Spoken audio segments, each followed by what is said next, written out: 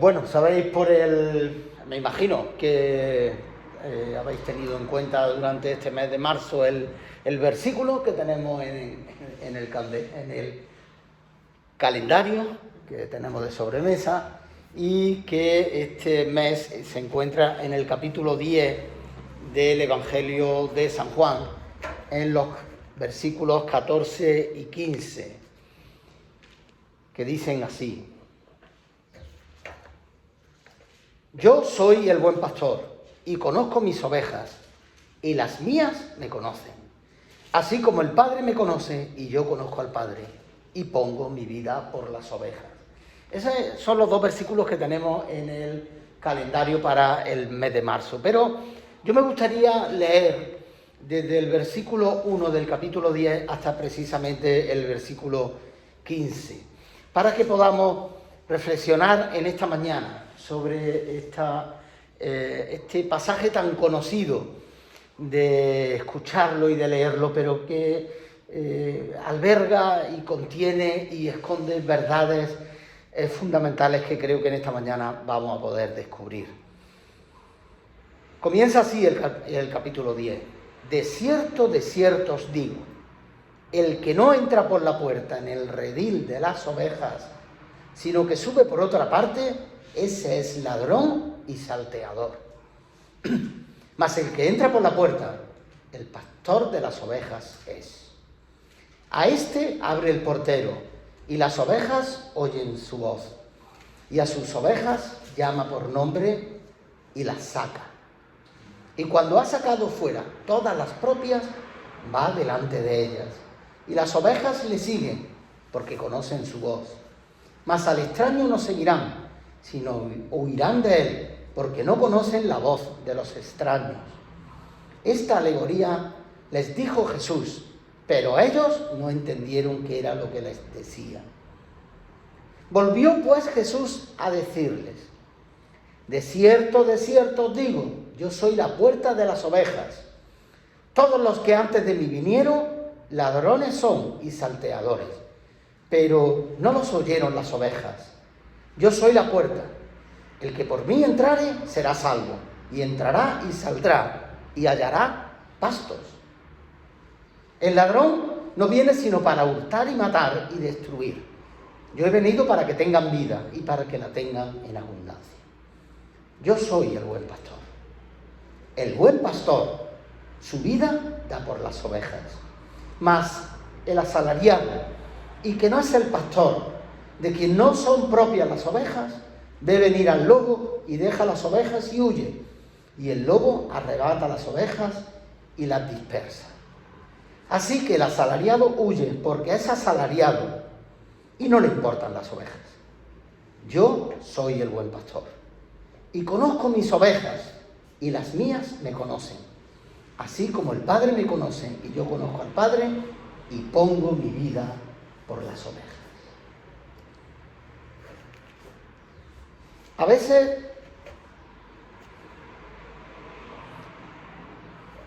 veces no, yo creo que no me equivoco si digo que hay una imagen idílica de lo que es el buen pastor.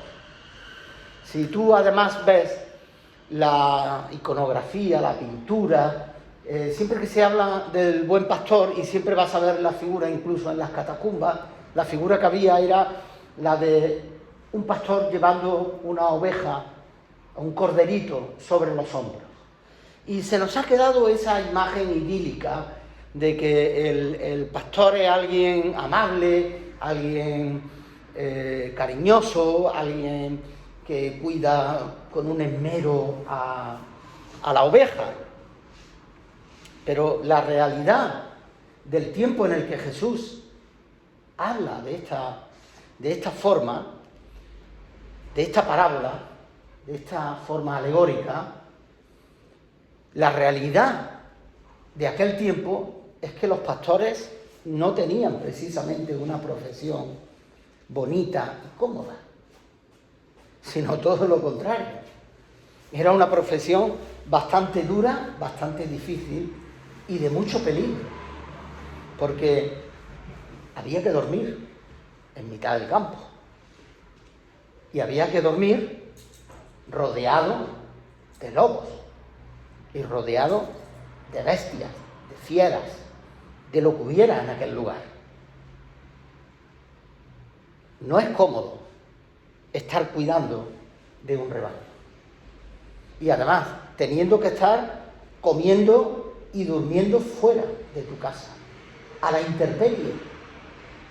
Así que yo quisiera que hoy nos borrásemos la imagen del buen pastor como algo estupendo e idílico y maravilloso, y retomáramos realmente la figura del buen pastor como una persona que tiene que hacer un trabajo muy duro y muy ingrato,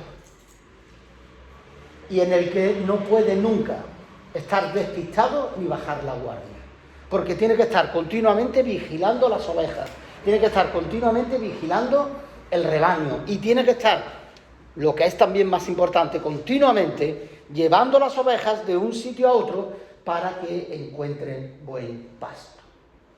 No les falte agua, no les falte comida, puedan parir en el momento que tengan que parir, puedan estar los corderitos atendidos, pero a su vez tienen que estar atendidos el resto de todo el ganado, de todo el rebaño.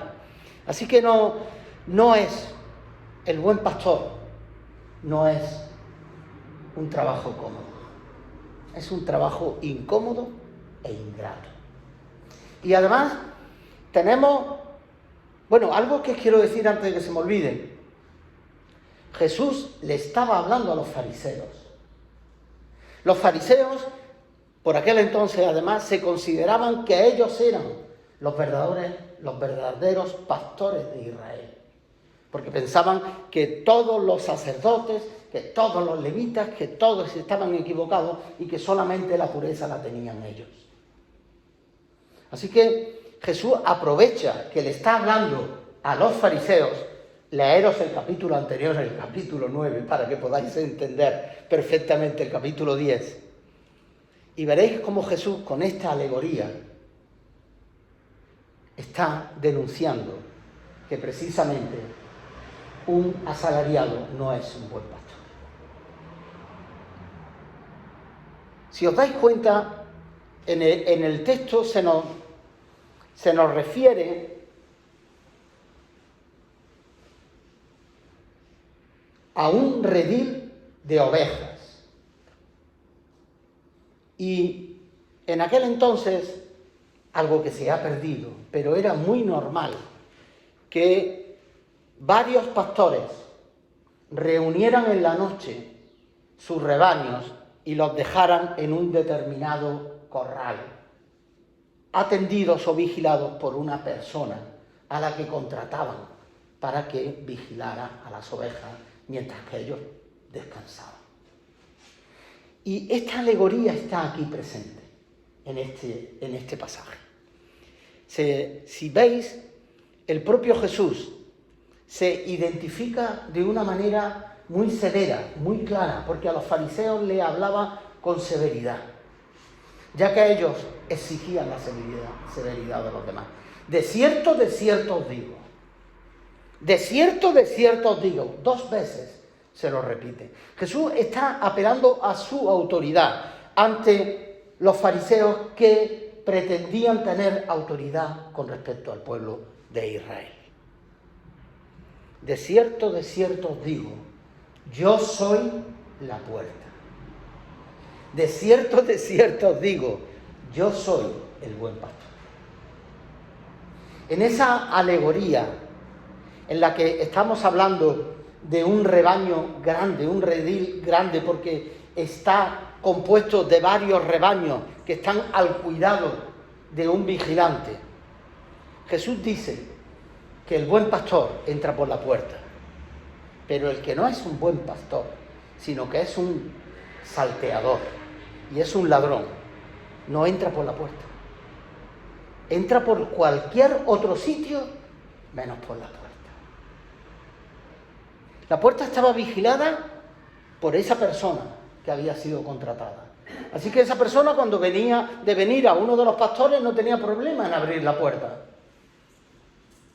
Pero el que no era pastor y quería algo de las ovejas, tenía que saltar o tenía que buscar otra forma de entrar al rebaño. Y no entraba sino a robar, a hurtar, a destruir, a llevarse lo que no le pertenece. A llevarse lo que no le pertenece. A tratar de robarlo, a tratar de que se pierda, a tratar de hacer un daño. Y la Iglesia está sometida a salteadores. Estamos sometidos a salteadores.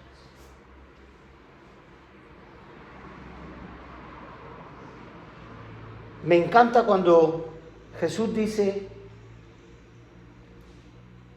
que el buen pastor no deja nunca a sus ovejas. Es más, dice, hablando de sí mismo, el buen pastor su vida da por las ovejas. Jesús en esta alegoría está hablando incluso, ahora lo podemos entender claramente, de una manera profética.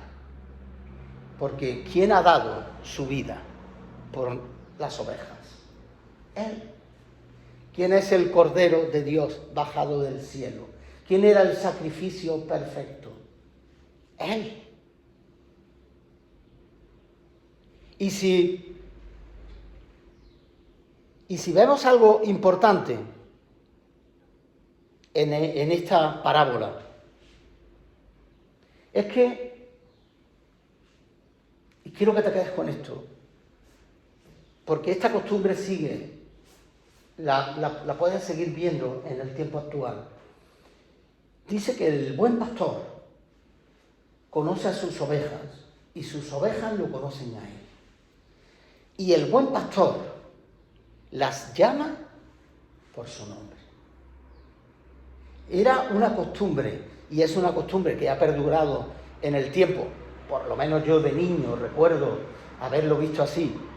Ya os he contado algunas veces que tomaba algún tiempo del verano en un cortijo y ahí había un pastor de cabras. El que yo conocí era de cabras, no era de ovejas. Pero le tenía nombre a algunas de las cabras. Es una tradición que se sigue teniendo. Pero en la parábola dice que el buen pastor conoce a las ovejas lo conocen a él y las llama por su nombre.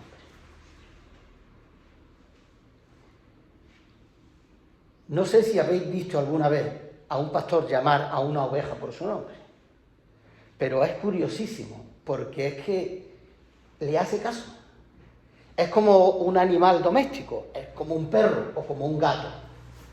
Le tienes nombre y le llamas y el perro te hace caso. A mí mi perro me hace caso. Cuando yo le digo siéntate, el perro se sienta. Cuando yo le digo vámonos, el perro se viene conmigo. Cuando yo le digo no, el perro se queda quieto.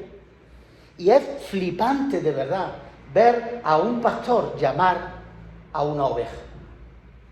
Porque la oveja le hace caso. Le obedece.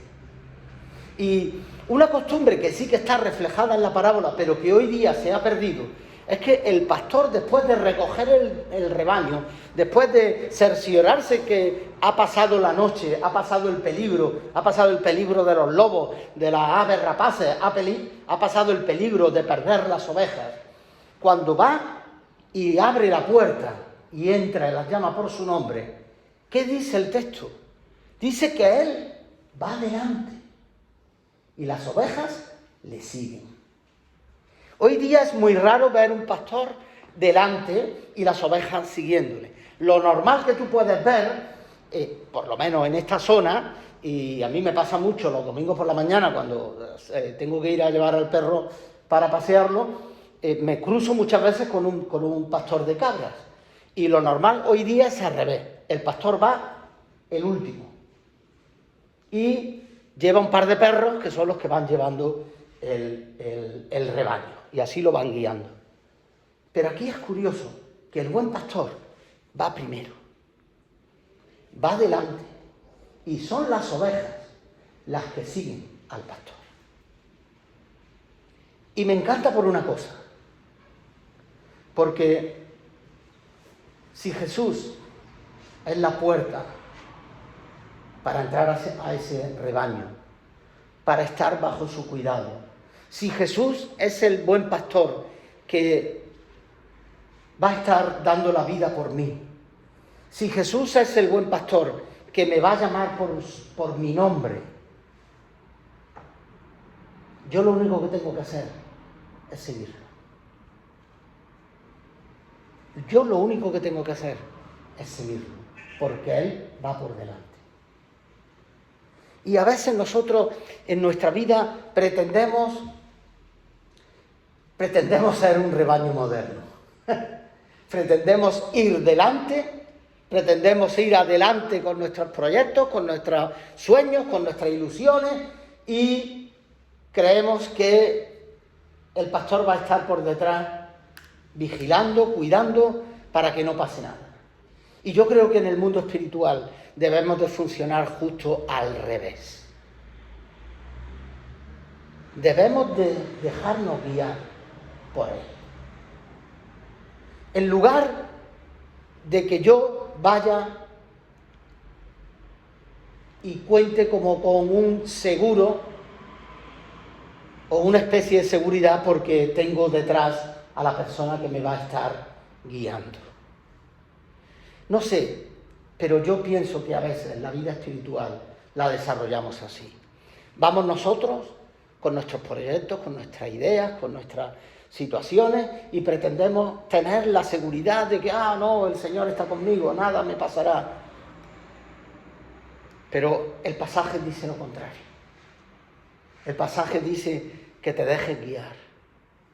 Primero, escucha su voz.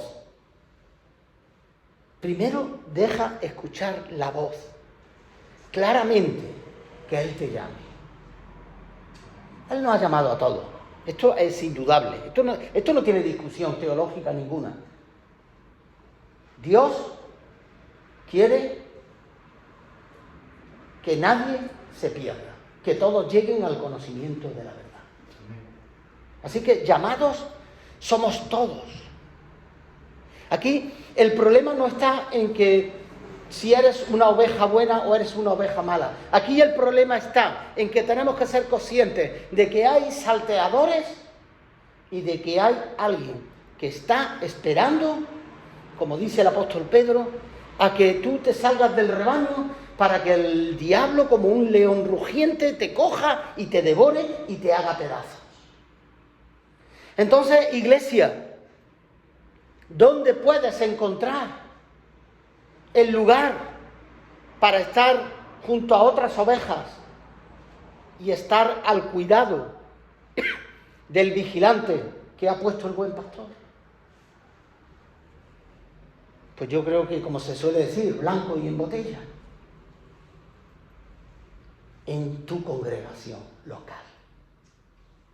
No dejes de congregarte, dijo el apóstol Pablo, no dejéis de congregaros, como algunos tienen por costumbre. La congregación hace que el rebaño permanezca unido. Así que esta mañana quisiera hacer un llamado a la necesidad que hay de congregarse, de no dejar de congregarte. Porque cuando dejamos de congregarnos, estamos desperdigados. Y cuando estamos desperdigados, somos una presa fácil para el enemigo. Y enemigo hay. Y el enemigo es fuerte. Mi Dios es más fuerte porque es el Todopoderoso. Pero ahí fuera hay un enemigo que está esperando para devorarte.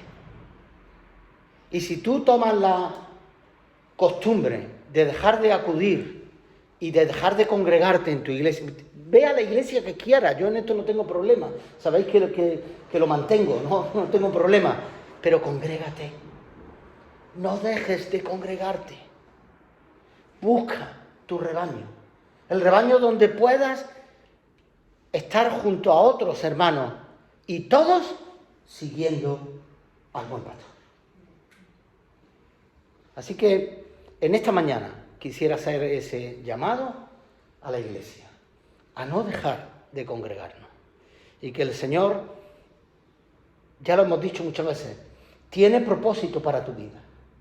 Tiene un propósito con tu vida. Y ese propósito tiene que reflejarse en la vida de la Iglesia también. Porque si no, Él no nos hubiera llamado. Si no, el apóstol Pablo tampoco hubiera escrito, inspirado por el Espíritu Santo, que somos un cuerpo y que somos miembros los unos de los otros. Así que con esta pequeña idea quiero cerrar el mensaje, un mensaje que quiero que sea claro, no quiero perderme con otras posibilidades como la puerta, como la salvación, no, quiero dejar el énfasis del mensaje en esto. Iglesia, no dejéis de congregaros. Que el Señor os bendiga.